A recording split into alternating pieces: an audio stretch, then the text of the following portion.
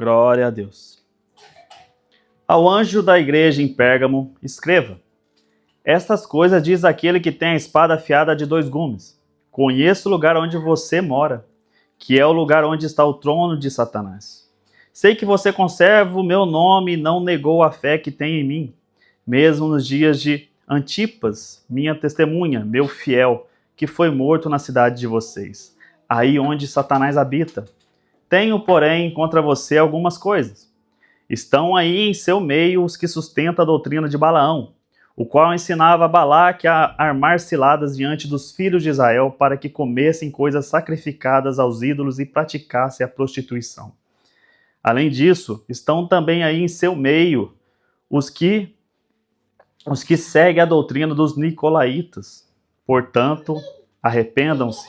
Senão irei até aí sem demora e lutarei contra eles com a espada da minha boca. Quem tem ouvidos, ouça o que o Espírito diz às igrejas. Ao vencedor darei do maná escondido. Também lhe darei uma pedrinha branca, e sobre essa pedrinha um novo nome escrito, o qual ninguém conhece, exceto aquele que o recebe. Amém? Glória a Deus. Aleluia. Bom, contexto de Pérgamo. Pérgamo era uma cidade construída numa montanha, e ali tem algo muito bacana de se entender sobre Pérgamo, que esse nome de Pérgamo vem do quê? Do pergaminho, né? A gente vai estar vendo isso. Por que deu esse nome à cidade? Bom, ali tinha o imperador, a gente já viu sobre isso nas outras igrejas, o imperador que queria que ele se autotitulava Deus, né? A gente tem também que todos que estavam vivendo naquela época tinham que falar, tinha um culto destinado a César, que César já havia morrido, mas tinha um culto destinado a ele, e todos tinham que dizer que César é o Senhor. E quem não dizia era perseguido, né? Quem não se prostrava em adoração a César, ao Domiciano, que era o imperador da época também, passava por prisão, torturas e até chegava a mortes, né? Então esses casos aconteciam ali.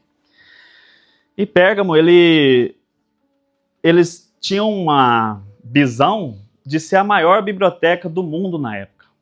Então eles tinham uma concorrência muito grande com Antioquia na época, que já era considerada a maior biblioteca. Então eles começaram ali a escrever cartas, escrever livros e tudo mais, histórias, escrever. E segundo os estudos, segundo o que a gente tem, tinha mais de 200 mil rolos que eles tinham rivalidade com a Antioquia, que é Alexandria, né? Que todo mundo lembra aí que fica em Alexandria. Só que aí eles tiveram uma pequena confusão com o Egito, porque o Egito que dava esses rolos, os papiro, chamava papiro, né? Que vinha ali era a maioria dos papiros feitos era do Rio Nilo, tirava ali da planta e fazia o papiro, que é um papel, que era onde eles escreviam. Só que eles tiveram algumas submergências ali com o Egito, e o rei do Egito falou assim, o faraó falou, não vamos mais entregar, não vamos mais mandar mais nada para eles. Então para eles cortou. Aí eles falaram, como agora a gente vai ser maior que a biblioteca de Alexandria? O que a gente pode fazer? Então foi onde eles reinventaram a questão do couro. Então através do couro é onde vem o pergaminho, que eles escreviam agora em couro de animais. Então eles fizeram isso e começou a escrever muito, para eles foi muito bom, porque era uma cidade que tinha muito sacrifício de animais, né? Então eles tinham couro suficiente para escrever muita coisa.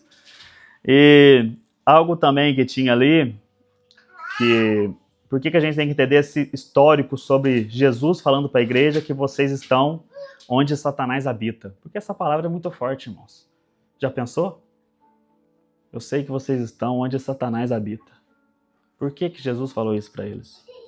Porque ali era onde tinha o templo mais formoso, em formosura, que era o templo de Zeus. Tinha o templo de Zeus ali, tinha o templo de Asclépio, que esse aqui, eu tive até que pôr aqui entre colchete para me entender, que era o deus da cura. Tinha o templo de Atena, né, também, tinha o do Dionísio. E sem falar que esse para mim era o pior de todos, que era o templo à deusa Roma. Por conta do imperador, eles inventaram um templo para adoração a Roma. E intitularam Roma como um deus. Olha onde a gente chega com o homem. O homem se intitula Deus e basicamente eles fazem um templo a Deus, homem. Então por isso que Jesus fala isso, exatamente essa questão. que eles estavam cercados disso. E esse Deus da cura, isso existe até hoje, assim, algo muito interessante que eu vi, estudei. Sabe os jalecos de médico, onde tem um bastão e uma serpente? Vem desse Deus, do Deus grego ali deles ali. Que esse Asclépio é exatamente esse bastão e a serpente. E muitas das pessoas que ali viviam iam até lá, porque lá eles tinham essa questão de cura, tudo mais, misticismo, tudo mais. Então a maioria ali ser curado, morria, né? Porque, enfim. Mas eles trouxeram isso até nos dias de hoje. Hoje, quando a gente vê a medicina, que a gente vê um bastão e uma serpente, é exatamente essa questão. É o símbolo desse Deus. Isso eu achei interessante trazer porque eu não sabia. Não tinha nem conhecimento sobre esse Asclépio, mas é exatamente isso. Ele era o Deus, considerado o Deus da cura. Mas enfim, vamos passar o estudo agora.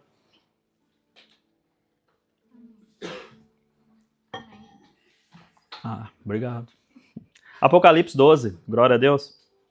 Ao anjo da igreja em Pérgamo escreva: essas coisas são as palavras daquele que tem a espada afiada de 2 gumes. Bom, aqui a gente tem que entender algo interessante, que a espada significa juízo e autoridade. É Jesus falando. É Jesus que tem autoridade sobre todas as coisas. Deus deu autoridade para ele sobre tudo, sobre todas as coisas. Então ele já começa exatamente isso. O anjo da igreja em Pérgamo. Quando a gente viu também os estudos, a gente já estudou que o anjo significa ali era um pastor, o líder da igreja. Era quem ali estava liderando a igreja em Pérgamo. Então Jesus manda escrever para essa pessoa. Essas são as palavras daquele que tem a espada afiada de 2 gumes. Isso também é muito bom, porque quando a gente vai em Hebreus 4:12, coloca por favor na tela Hebreus 4:12. Assim diz Hebreus 4:12. Porque a palavra de Deus é viva e eficaz, e mais cortante do que qualquer espada de 2 gumes. Penetra até o ponto de dividir alma e espírito, juntas e medulas, e é apta para discernir os pensamentos e propósitos do coração. Então essa é a espada que a gente carrega, né?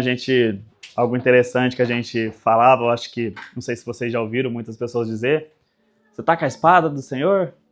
Tá com a espada, tá carregando a arma do Senhor, tá com a arma de Deus, o escudo de Deus, a espada de Deus. E às vezes, né, eu ficava perdido, porque eu falei, tô entendendo não o que esse cara tá falando, mas amém, glória a Deus, tô com a espada e tal. Depois a gente vai entendendo, a gente vai, né, aprendendo mais, a gente entende que a espada é a palavra, é a Bíblia, é a palavra de Deus. Essa é a nossa espada. Tanto ela é uma espada como um escudo. A gente somos guerreiros, irmãos. Irmãos, a gente somos guerreiros de Deus. A gente está numa batalha, a batalha espiritual. Se trata não somente de nós, mas de tudo ao redor de nós. Da nossa família. Vocês que estão aqui, vocês que são pais, vocês têm batalhado pelos seus filhos? Têm orado pelos seus filhos? Têm orado pelas suas filhas? Têm dedicado um tempo, ensino ali na palavra de Deus? Ensinar, sabe, sentar com seus filhos e aprender um pouco mais sobre isso, sobre essa bênção. Tem dedicado esse tempo a Deus? Ou nem isso, não? Talvez não, né? Mas isso é bênção, irmão. A gente tem que entender que se a gente quer paz na nossa vida, se a gente quer sentir a paz, a gente tem que buscar a Deus. Sem Deus não existe paz. Infelizmente, muito tempo da minha vida, que quando eu tenho um retrato do nosso casamento, meu e da minha esposa, a gente via uma guerra. Parecia exatamente uma guerra. E era uma guerra espiritual. Era uma guerra onde quem prevalecia era Satanás. Ele tinha um domínio sobre todas as coisas. A gente estava um dia bom, um dia bem, mas chegava logo ali, tinha uma discussãozinha boba e já chegava e jogava aquela tonelada de coisas passadas na cara. Sabe? E hoje em dia é raridade. Não que a gente não discuta, viu, irmãos? Longe disso. Mas é raridade, quando a gente discute, a gente tem uma palavra contrária, a gente já se arrepende, chora, pede perdão. Não existe mais isso de jogar na cara, de fazer não sei o quê. Porque a gente entendeu, a gente que entende sobre a palavra de Deus, sobre o que Jesus é, o que foi, o que ele será. A gente entende que a palavra dele é isso, é cura. A palavra de Deus é cura, irmãos. O evangelho, quando a gente for ver o evangelho, sobre o evangelho, que é o evangelho boas novas. Por que é boas novas? É boas novas para nós, que entendemos que a gente merece o inferno, mas a gente é salvo pela graça. Através da graça a gente vai alcançar o reino. Através de Jesus Cristo. Essas são as boas novas. Qual que é a boa nova? Você é um pecador. Você fala, sou? É. Onde que você está indo? O pecador vai para onde? Para o inferno. Mas Jesus vem com a graça. Eu paguei o preço. Eu paguei o preço. Creia em mim e será salvo. Olha que simplicidade.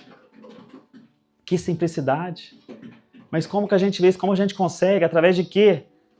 Principalmente, que a Nicole pregou aqui, a gente fala, tenha o discernimento do Espírito, busca o discernimento do Espírito, busca o fruto do Espírito. Mas as pessoas de hoje já têm paciência, não têm mais paciência, não querem. Sabe, a pessoa já vem, talvez vem aqui para a igreja, já vem com um espírito de maldade, um espírito agitado, nervoso, bravo. Sabe, você olha para a pessoa e fala, cadê o espírito de mansidão?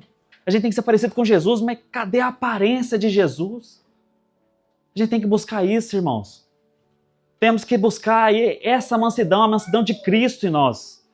Para a gente ser alcançado e para a palavra ser eficaz em nós, a gente tem que buscar Ele. É o exemplo perfeito que a gente tem. É o exemplo perfeito em nossas vidas, é Jesus Cristo. Não existe outro. Não é eu, não é minha esposa, não é os irmãos que estão aqui, é Jesus. A gente tem que olhar para Jesus. E é isso que a gente tem que entender. Que essas palavras que aqui está dizendo, que ele diz que ele tem a espada de 2 gumes na mão, ele tem a espada. É para todos nós, não é só para essa época. É para todos. É para hoje em dia. Olha para as igrejas, irmãos. Olhemos para as igrejas. Principalmente as igrejas do Brasil, que é onde a gente frequentou muito. Olha para onde que está indo. Quem não conhece a igreja, muito conhecida, a igreja da Lagoinha. Olha a briga que tem dentro daquela igreja. Uma igreja que era de Deus, uma igreja que pertencia ao Senhor, hoje em dia cheia de rivalidade, cheia de briga, por nome, por que é, o que não é, tem até sala VIP. Já pensou Jesus nisso? Separando o povo. Onde Jesus diz, todos vocês são iguais, os ricos, os pobres. Deus fez todos. Mas tendo separação de lugares. Não parece, quando a gente for ver, não parece a história dos fariseus? Que eles buscavam os primeiros lugares para se sentar? Buscavam os lugares mais altos para ser visto? Olha só, é isso que a gente tem que tomar cuidado. Onde está o nosso coração, irmãos? Onde está o nosso coração? E aqui, Jesus continua, no versículo 13. Conheço o lugar em que você habita. Onde está o trono de Satanás? Onde está o trono de Satanás? Quando a gente vai lá para 1 Coríntios, versículo 6, 1 Coríntios, capítulo 6, perdão. 1 Coríntios, capítulo 6. A gente vai ler do o versículo 9 e 10. O que ele diz aqui? O que Paulo escreveu para a igreja de Coríntios? Ou vocês não sabem que os injustos não herdarão o reino de Deus? Não se enganem, nem imorais, nem idólatras, nem adúlteros, nem afeminados, nem homossexuais, nem ladrões, nem avarentos, nem bêbados, nem maldizentes, nem roubadores herdarão o reino de Deus. É exatamente isso que estava acontecendo em volta da igreja em Pérgamo. Eles estavam ali e em volta deles acontecia tudo isso. Era adoração a Deus, sacrifício a Deus, mas ali a questão, eles não sacrificavam só animais, sacrificavam pessoas, matavam os filhos, tinha esse sacrifício de gente ali aos outros deuses. A imoralidade ali era grande, era perversa. Quando a gente entende um pouco sobre a história de Pérgamo, onde a igreja estava situada, a gente vê que em volta parecia um Sodoma e Gomorra, onde a libertinagem era aberta. Eu não sei se vocês já pararam para pensar, mas quando eu li isso, o lugar que você habita, onde está o trono de Satanás, eu fiquei refletindo comigo, lendo, pesquisando, procurando. Eu falei, o que Jesus quis dizer? O que é exatamente isso? Por que ele disse isso para essa igreja? E a gente vê isso hoje em dia, talvez chegando até dentro das igrejas. Porque a gente vai ver num texto mais para frente que chegou algumas heresias dentro da igreja. Surgiu alguns grupos heréticos dentro da igreja. Vem de dentro. De dentro, às vezes. Por quê? Porque, irmãos, onde está o coração de vocês? Onde está o nosso coração? Está arraizado na palavra? Estamos indo de acordo com a palavra?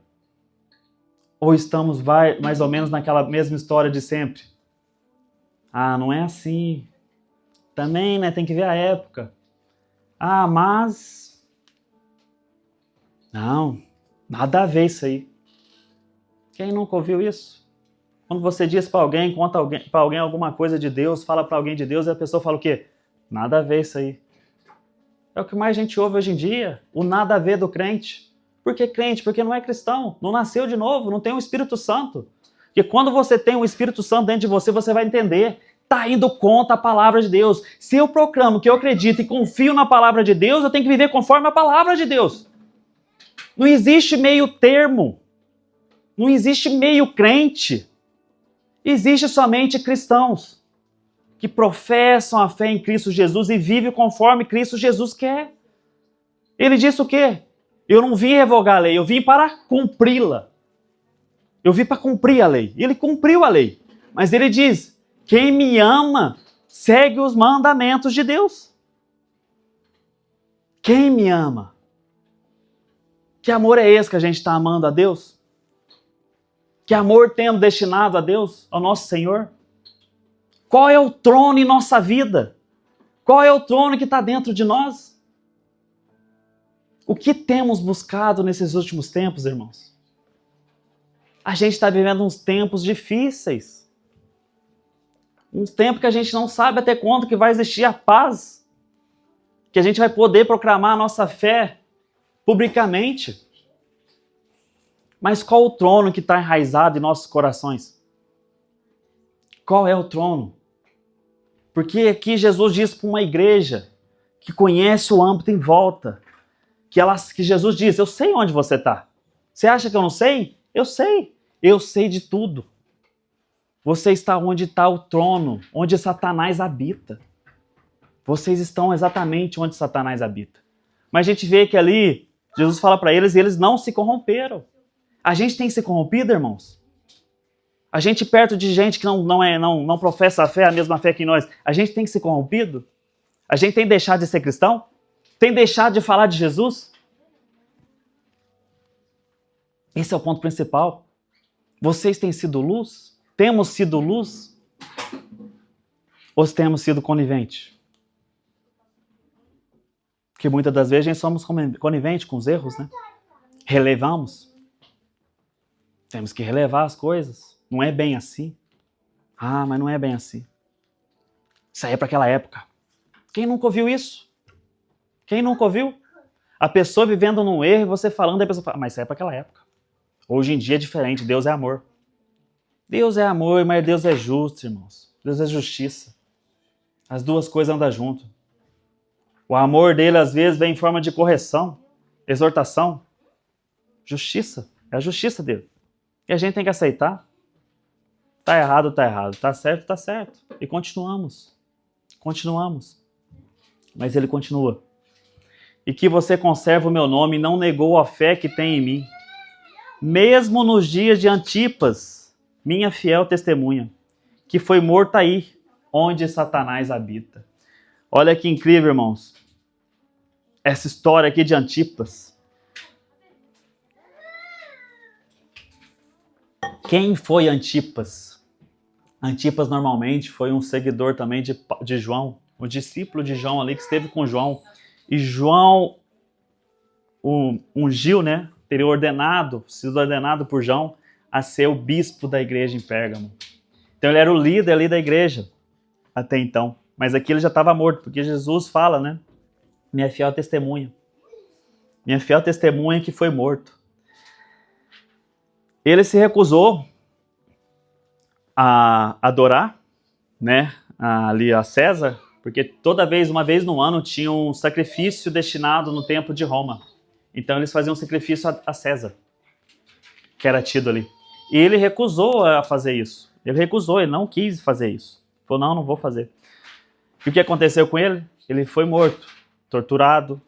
Mas a história diz que ele foi queimado dentro de um touro de bronze. Colocaram ele dentro de um touro de bronze, ferveram água. É bênção do Senhor essas crianças, né, irmãos? Amém? Glória a Deus. Colocou ele dentro de um bronze, com água fervendo ali, e ele morreu queimado ali dentro de um touro. Porque ele tinha se recusado a oferecer sacrifício a César. Porque ali a gente sabe que tinha um templo de Roma, destinado a Roma. E ele falou, não nego. Por quê? Porque muitas das vezes era isso que acontecia.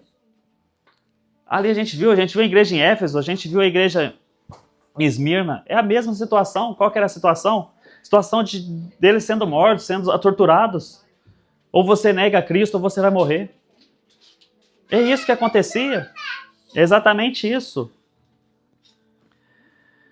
E, infelizmente, o nosso irmão Antipas, ele foi morto. Então Jesus disse à igreja ali que mesmo passando por tudo isso, mesmo tendo acontecido tudo isso que aconteceu, eles não negaram a fé.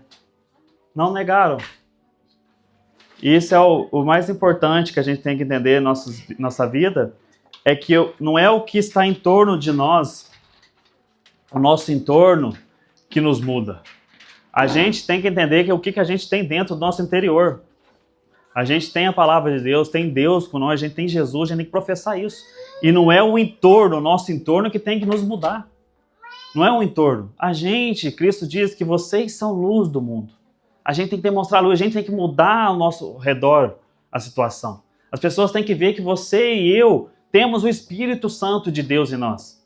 Que as pessoas vejam e olhem e falam, eu vejo algo diferente nessa pessoa. Eu sinto algo diferente. E que esse algo diferente que elas sintam em você e em mim, que possa constranger elas, ao ponto delas questionar elas mesmas. Por que essa pessoa passa por situações que eu passo e ela tem paciência? Ela é diferente, eu sinto que ela é diferente. Eu sinto que ela passa por questões muito complicadas na vida dela, que eu também passo, mas eu surto. Eu desespero nesses momentos. Ela não, ela tem paciência. O que tem essa pessoa que eu não tenho? É esse o questionamento que a gente tem que entender, que as pessoas têm que se questionar. E vir até nós e se perguntar. Por que você é assim? Por que você é assim? Por que vocês são assim? E você fala para ela, por quê? O que acontece? Não, olha a situação que está o mundo, olha a situação que está as coisas, e você está calmo. Tá paciência, vocês têm paciência. Por que vocês é assim? Exatamente esse o ponto. Porque a gente tem o Espírito Santo de Deus conosco. A gente não desespera, irmãos. Às vezes a gente fica um pouco assim triste, abalados, mas logo vem a palavra de Deus e nos consola. É isso que o mundo não tem. Infelizmente o mundo não tendo, o mundo se desespera em momentos assim. Quantas pessoas a gente vê, quando vem contar algo desesperador para você, ela conta, e você está ali ouvindo, ela vai contando. Aí você fala, irmão, tranquilo. Para todo problema tem uma solução. O único problema que não tem solução é a morte. Mas às vezes Deus ressuscita, irmãos. Cremos, né? Amém? Mas caso contrário, a gente não tem solução para a morte. É a única coisa, o resto nós temos. O resto todos nós temos. E essa é a importância em nossas vidas. Entende? Então, a gente tem que estar ciente dessas situações em nossa vida, igual aqui Jesus falou para a igreja, que sabia onde eles estavam. Sabia que o local que eles estavam era de perseguição. Eles viviam perseguição diária. Eles tinham perseguição diária na vida deles. Às vezes nós não temos nossos dias, nós não temos isso. Mas não é perseguido por causa da nossa fé. Mas ali, infelizmente, estava acontecendo isso. Mas mesmo assim, Antipas, sabendo do destino, sabendo do que era destinado a ele, que no caso seria a morte, talvez, que foi o que aconteceu, ele foi fiel. Falou, não, eu não vou negar. Eu não vou fazer algo que eu fui ensinado e eu sei que é errado. Eu só posso adorar uma pessoa, um ser, um Criador, que é Deus. Não existe um homem que está querendo adoração. Ele é algo igual a eu. Ele é uma pessoa igual a mim. Ele é igual a eu. Não vou. E isso foi o que aconteceu. E infelizmente ele morreu. Ele morreu. Foi queimado. E a gente tem que estar ciente que às vezes conosco vai acontecer a mesma coisa. A mesma situação. A gente tem que estar firme na fé, irmãos. Inabalados na rocha. Firmes na rocha. Para que isso não venha acontecer conosco. No versículo 14, Jesus continua. Tenho, porém, umas poucas coisas contra você. Então que a gente vê que já tem um contraste. Por quê? Jesus disse que sabe, conheço o lugar que você mora. Sei que ali Satanás está ao redor de vocês. Vocês têm sido fiel, assim como Antipas foi.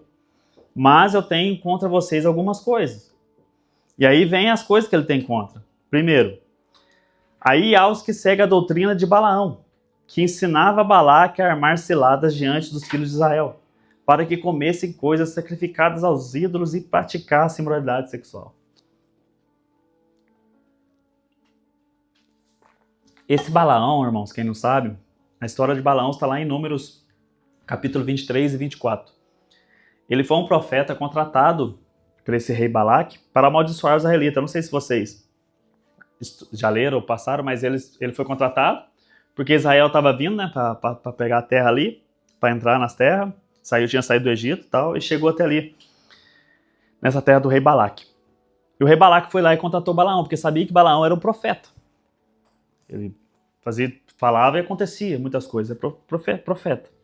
Aí ele falou assim, vou contratar, manda chamar o Balaão, que ele vai profetizar contra esse povo aí. Nós vai ganhar desse povo aí que tá vindo, e o povo tá derrotando todo mundo que tá vindo.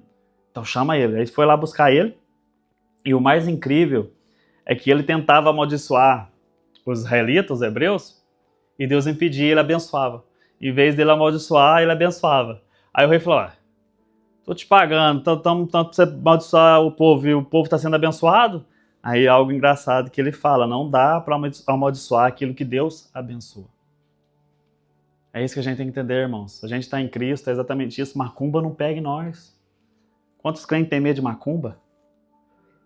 Quando vocês nunca ouviram crente medo de macumba? Ah, não, macumba, estão fazendo macumba para mim. Se você é crente, irmão, você está na palavra, está em Cristo, não pega. Isso não pega. Por que uma maldição vai pegar em você? Não, é benção, irmão. Vocês vivem na benção, na misericórdia do Senhor. Se a gente está no caminho e está em Deus, não tem disso.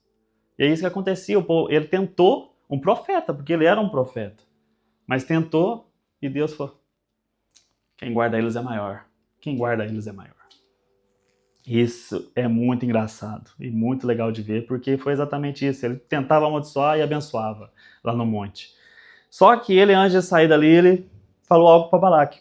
Falou assim, eu não consigo amaldiçoar porque eles estão com o Senhor.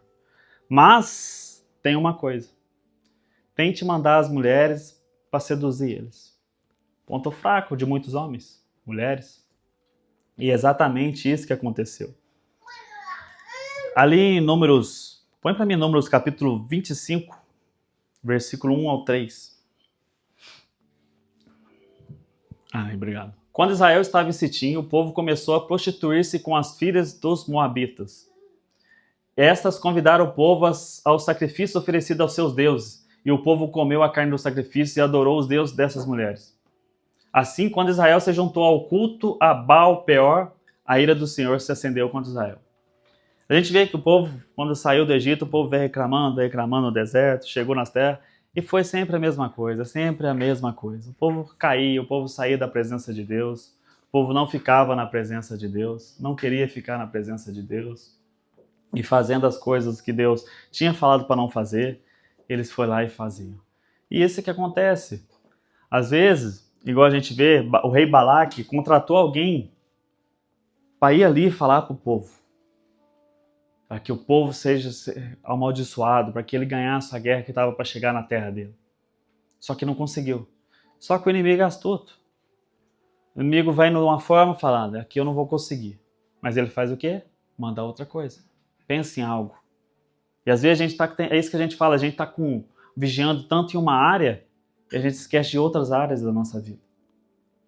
Por isso que Paulo fala muito, ore e vigiem. Estejam vigiantes, sempre. Em constância vigiança. Porque o inimigo não dorme, irmãos. O inimigo está aqui desde a criação, desde o início. Ele tenta entrar e tenta nos persuadir de toda forma. De toda forma. E depois também Moisés vai falar realmente sobre isso também, em Números 31, versículo 16. Eis que estás, por conselho de Balaão, fizeram com que os filhos de Israel fossem fiéis ao Senhor, no caso de Peor, e assim houve uma praga no meio da congregação do Senhor. Então aqui é Moisés falando o que aconteceu realmente ali, o que aconteceu que o povo caiu, porque Balaão foi falar e não deu certo, e como que o povo caiu, exatamente no que Balaão tinha falado. Eu não consigo amaldiçoar, mesmo sendo um profeta, eu não consigo. Mas tenta fazer isso que vai dar certo. E aconteceu que o povo caiu no pecado da imoralidade sexual. e também comendo o sacrifício. É onde Jesus está dizendo: tenho, porém, umas poucas coisas contra você. Aí há os que seguem a doutrina de Balaão, que ensinava Balaque a armar ciladas. Então não é toda a congregação que estava ali em Pérgamo que seguia, mas tinha alguns. Tinha alguns que faziam. Tinha alguns que seguiam essa questão. E depois também, mais adiante, no 15, diz: assim também você tem os que seguem a doutrina dos nicolaítas. Que a gente viu lá na pregação de Éfeso, os nicolaítas, né? Que os nicolaítas viviam aquela questão da hipergraça. A graça, ela é para todos, amém? Somos salvos através da graça de Cristo Jesus. Só que ali eles pregavam a graça de uma forma muito maior. Qual era a forma que eles pregavam? Que você poderia pecar, você poderia viver no pecado, mas professando Cristo. Não. Alma e espírito é separado. O teu corpo, você faz o que bem entender. O importante é você estar em espírito com Deus. Tá? Você pode comer sacrifício a outros deuses, pode participar de comunhão com outros povos, de Deus, outros deuses, pode estar ali no meio deles fazendo os rituais, pode estar em imoralidade sexual, não tem problema, desde que você fala que você crê em Jesus. Esse é o que os nicolaítas ensinavam, a doutrina deles. A gente vê que Jesus está falando para a igreja em Pérgamo. Aí dentro de vocês tem esse povo. Aí dentro tem um povo que segue a doutrina do Balaão e a doutrina dos nicolaítas. Tem dois povos que eu odeio, que eu detesto. E vocês sustêm dentro da igreja de vocês. E a gente vê que Jesus fala para eles: portanto, arrependam-se. Senão, venha você sem demora. E lutarei contra eles com a espada da minha boca. Então, algo que as cartas que a gente está aprendendo sobre as cartas às igrejas, algo que Jesus sempre deixou claro, é essa palavra: arrependam-se. Arrependam-se. Isso ecoa até nos dias de hoje para nós. Isso ecoa até nos dias de hoje para nós. Porque isso é para todos nós, irmãos, não é só para aquele tempo daquela igreja. Vale para nós nos dias de hoje. A gente tem que ter essa noção, essa imensidão que é para nós também isso. Que se a gente não se arrepender dos nossos caminhos, não voltar para Cristo, a gente vai estar perdido. A gente está andando perdidamente. Então a gente tem que entender que essa palavra que ecoa até hoje é para nós também. Que Jesus está falando para eles ali, ó, eu sei que dentro dessa igreja tem pessoas que seguem doutrinas de Balaão, tem pessoas que seguem doutrinas de nicolaítas, mas eu estou dizendo, estou dando a minha última palavra: arrependam-se. Arrependam-se. E a gente sabe que Deus é um Deus misericordioso. Basta uma pessoa quebrantada de coração, um coração quebrantado, ele se arrepender mesmo, se prostrar diante dele, que ele perdoa. Ele é grandioso. Olhemos para nós. A grandiosidade de Cristo em nossas vidas. O perdão que a gente teve dele. Algo que ele pagou o preço por nós, por cada um que está aqui. Por todos nós. Ele pagou um preço altíssimo. Um preço que talvez muitos de nós não conseguiria. Mas ele diz: vale a pena. Vale a pena. E olha o que vivemos hoje na presença dele. Olha que bênção. Quem imaginaria isso um dia? Estarmos vivendo isso que vivemos hoje em Cristo, na presença de Deus. A paz que excede nós, a paz que temos em nossa mente. Sabe, algo que maravilhoso que eu tenho com essa questão de ter arrependido, ter conhecido Deus, ter sido alcançado pelo Espírito Santo, é isso. Quantas vezes eu não conseguia dormir? Tinha insônia. Não conseguia fechar os olhos, ia deitar e não dormir, passava a noite em claro, por ansiedades, preocupações. Hoje em dia, parece uma pedra. Deitou, dormiu. Cara, isso é maravilhoso, é a paz que nos excede. É saber que a gente está na presença, está na confiança de Deus, está na mão dele. A gente sabe, Deus, que seja feita a sua vontade. É a sua vontade. Depende de ti. É tudo para ti. Isso é algo maravilhoso. Maravilhoso. E algo que a gente tem que entender, irmãos, em Provérbios 13, versículo 20 diz: quem anda com sábios será sábio, mas o companheiro dos tolos acabará mal. Provérbios é algo maravilhoso para a gente ler, reler. Salomão escrevendo ali na sua sabedoria. E ele fala exatamente isso. E a gente sabe disso, porque quando a gente está com pessoas sábias, pessoas intelectuais, pessoas que têm ali uma inteligência, né, que a gente percebe, que fala de Deus, que conversa de Deus, você sabe que você conhece e vai saber mais coisas. Mas quando a gente está na roda dos escarnecedores, você não percebe se você não vigiar, mas logo você está quase igual. Já começa a não ver aquilo como algo muito errado, já não começa a ver aquilo como algo, não, tá tudo bem. É isso que a gente tem que entender. Quem anda com sábio se torna sábio. Quem anda com pessoa que crama, que fala de Jesus, você também vai ouvir e vai falar de Jesus. Mas se você anda e está com pessoas que não falam, é exatamente isso que vai acontecer. A gente vai acabar xingando, vai acabar entrando em algo que, tipo, para nós não parece ser tão banal, tá tudo bem, e a gente vai estar fazendo isso, o que as pessoas falam. As pessoas xingam, você também vai achar normal. É isso que acontece. Exatamente isso. Eles estavam ali vivendo ao redor deles sacrifício a outros deuses, culto a outros deuses, vida a outros deuses, adoração a outros deuses, vivendo tudo com um povo totalmente diferente deles. Alguns se mantinham fiel. É o que Jesus falou. Eu sei que vocês passam e vocês estão fiéis, vocês são fiéis. Mas aí dentro de vocês tem uns que não. Aí dentro não.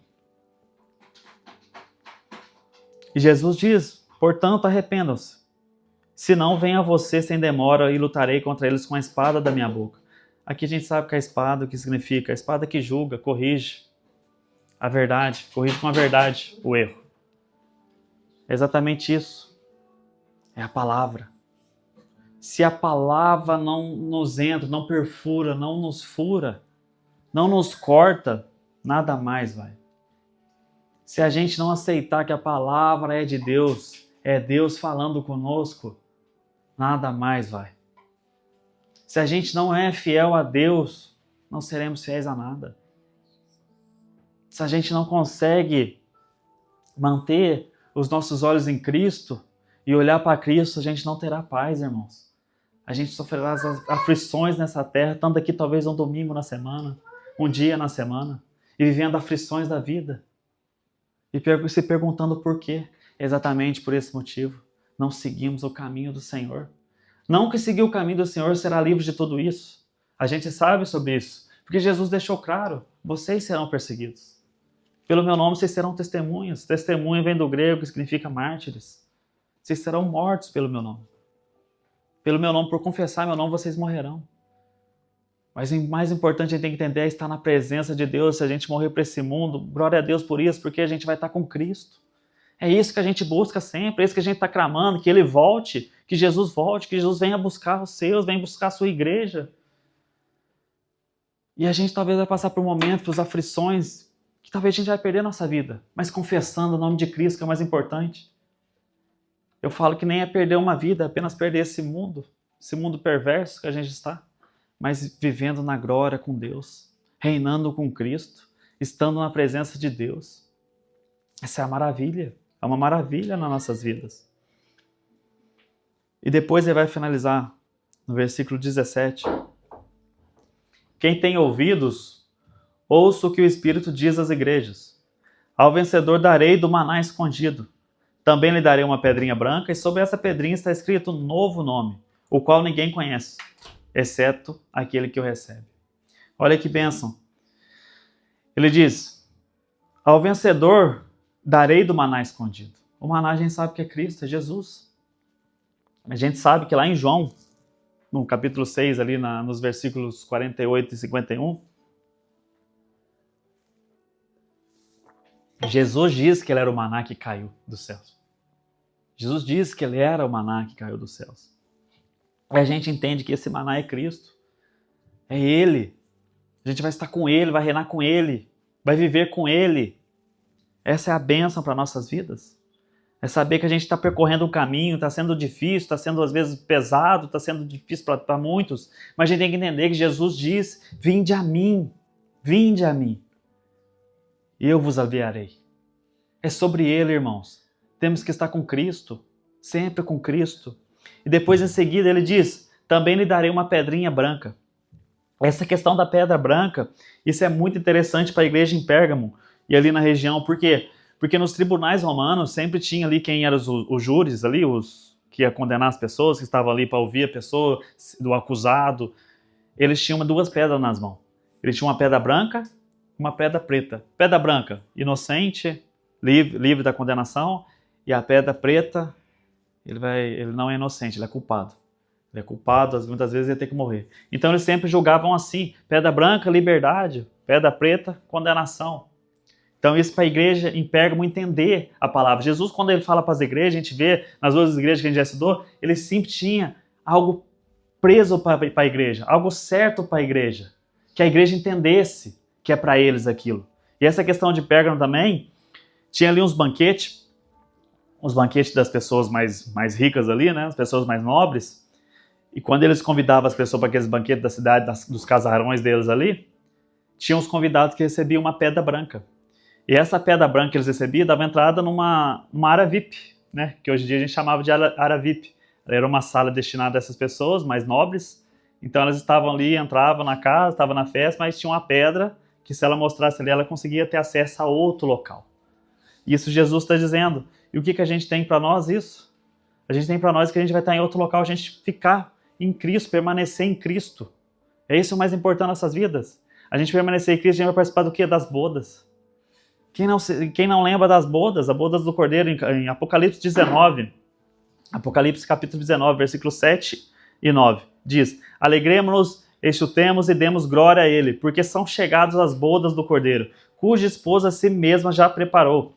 Pois lhe foi dado a vestir-se de linho finíssimo, resplandecente e puro, porque o linho finíssimo são os atos de justiça dos santos. É isso que é destinado a nós, irmãos, permanecemos firmes em Cristo, na rocha que é Cristo, e isso nos será dado. A gente vai participar das bodas. É exatamente isso que ele está dizendo ali para o pessoal, para o povo daquela igreja em Pérgamo. Por quê? O que a gente tem que entender? Por que Jesus falou isso para a igreja? Porque eles se conformaram. A igreja em Pérgamo estava conformada. A igreja em Pérgamo estava tão atenta para os de fora que esqueceu dos de dentro. A igreja em Pérgamo estava tão assim com o que estava acontecendo ao redor dela, com tudo aquele sacrifício, aqueles templos, aquelas pessoas, aqueles blasfemadores, que esqueceu dos próprios dentro. Porque eles esqueceram tanto dos dentro que Jesus teve que chamar a atenção. Aí dentro de vocês tem quem sustém Balaão, a doutrina de Balaão, os nicolaítas. Eles esqueceram, eles se conformaram talvez. Muitas das vezes é assim. A gente está aqui na igreja, estamos aqui, os irmãos começam a falar de teorias, de coisas nada a ver com nada, e a gente fala, tá tudo bem, deixa pra lá, e vai continuar. Isso vai juntando, vai falando, vai juntando cada vez mais, e tem muitas pessoas falando isso e vivendo isso, porque acaba atingindo as outras pessoas. É isso que Jesus fala para ele, que está avisando a igreja. Tem muitos aí que sustêm isso. Tem muitos aí que estão vivendo contrário à palavra. Está vivendo por viver.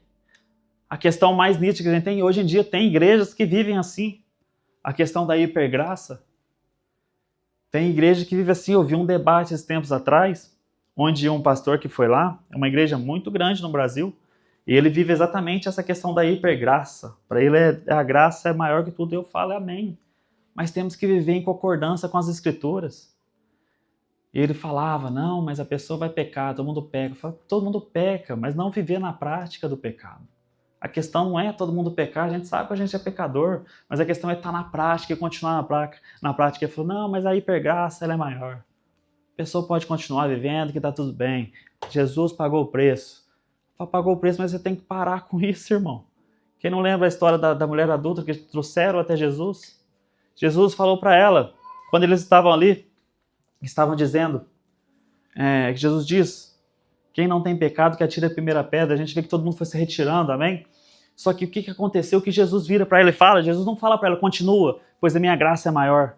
Continue, pois eu vou pagar o preço e você pode viver conforme você quer. Não, pelo contrário, Jesus diz a ela o quê? Vai, não peques mais. Vai, não continue nessa vida, não faça mais isso.